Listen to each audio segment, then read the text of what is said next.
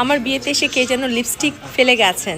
বিশ্বাস করেন আপা, ওইটা আমার বইয়ের লিপস্টিক ছিল, ভুল করে মনে হয় ফেলায় আসছে।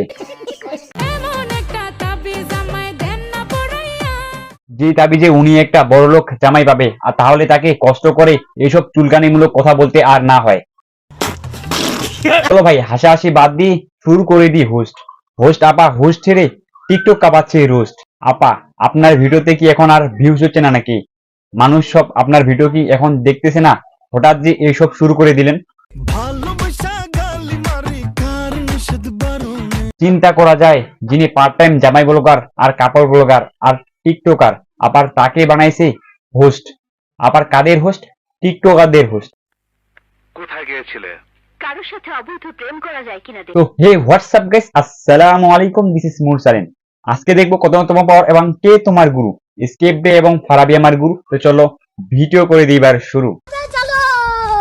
আপনারা ইতিমধ্যে জেনে গেছেন যে ইনি একজন টিকটকারের হোস্ট, কিন্তু সে কি, সে তো নিজে হয়ে যাইতেছে রোস্ট। কিছু একটা মাত্রা থাকে রত্না, আর সে মাত্রা তুমি ছাড়ি। আপনারা ইতিমধ্যে অনেকেই জানেন যে টিকটক থেকে টিকটকারকে ধরিয়ে এনে আলু, শসা, বেগুন আরো অন্যান্য কিছু হাতে ধরিয়ে দেয়। দেশের সকল গরু ছাগলকে ডেকে এনে হাতে ধরিয়ে দেয় সব সবজি আরো অন্যান্য কিছু। সেই ভিডিওগুলো আবার সোশ্যাল মিডিয়ায় আপলোড দেয়। না ভাই, আপনারা যেটা ভাবতেছেন কিন্তু ওইটা না। এখানে আমাদের হোস্ট আপার কোনো দোষ নাই, কোনো দোষেই দেখতেছি না এনার। কিন্তু আমি চিনে ফেলছি আপনি একটা ভিউ ব্যবসায়ী। না মানে ওই যে আপনি টিকটকারদের মতো, এই যে টিকটকারদের মতো ডিউটি শেষে আপনিও যা ইচ্ছা তাই করতেছেন। প্যারা খাওয়া শুরু করলাম কারণ আমার খাওয়ার ভিডিও ভালো রিচ আসে।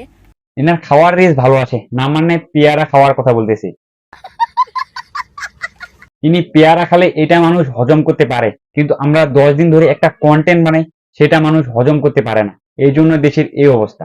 এই জন্য ওই শাকসবজির জুটি। আজ আমি বানাবো সবজি খিচুড়ি, তো চলো। সবকিছু শেষে যখন এনার হোস্টে কোনো ভিউ আসতেছে না, তিনি সেখন নিজে হয়ে যান একজন টিকটকার। নর্মাল মানুষ যখন গাউন পরে তখন কি করে? সমস্যা ওইটাও না, টিকটকারদের সাথে মিশতে মিশতে দুই একটা টিকটক বানালে ওটা কোনো ব্যাপার না। কিন্তু সমস্যা হলো ইনি মাঝে মাঝে জামাইকে নিয়ে জামাই ব্লগ বানাইতেছে। সেদিন আমি আর রবি সেজে গুজে রিকশায় চড়ে চলে গেলাম।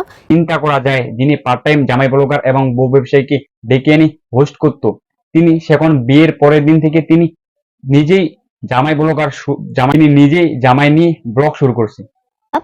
এনভায়রনমেন্ট এত সুন্দর ছিল, লোকেশন। তারপর ইনি ভিউয়ের জন্য হয়ে গেলেন কবি। চলো একটা কবিতা শোনাই তোমাদের। আমার বিয়েতে এসে কে যেন লিপস্টিক ফেলে গেছেন। বিশ্বাস করেন আপা, ওইটা আমার বইয়ের লিপস্টিক ছিল। তারপর কোনো কন্টেন্ট না পেয়ে আজাইরা পেঁচাল মাইরা একটা ভিডিও শুরু করে দিল। এই জিনিসটা সুপার শপে তোমরা অনেকেই দেখেছো এবং ওইখানে কি থাকে এটা আমি জানি না রে ভাই। ভাই এর সহ্য করেন কিভাবে আপনারা? আমি না হয় টিকটকার এবং জামাই ব্লগারদের পিছনে ঘুরতে ঘুরতে এদের আমি সহ্য করি, কিন্তু আপনারা কিভাবে সহ্য করেন ভাই?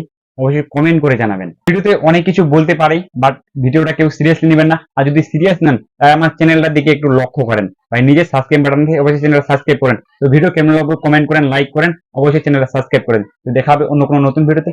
এতদিনে ভালো থাকবেন, সুস্থ থাকবেন। আল্লাহ হাফেজ। করা করি ভালো, জি আপু, এসব কি বলতেছেন? প্রেম করা করি ভালো। ও আচ্ছা, এসব বুঝলাম। আসো না দুজনে মিলে করি। জি, এসব কি বলতেছেন? করবা ও আপনি দিলে তো আমি রাজি আছি। আহা, নারী কি অভিনয় করে রে।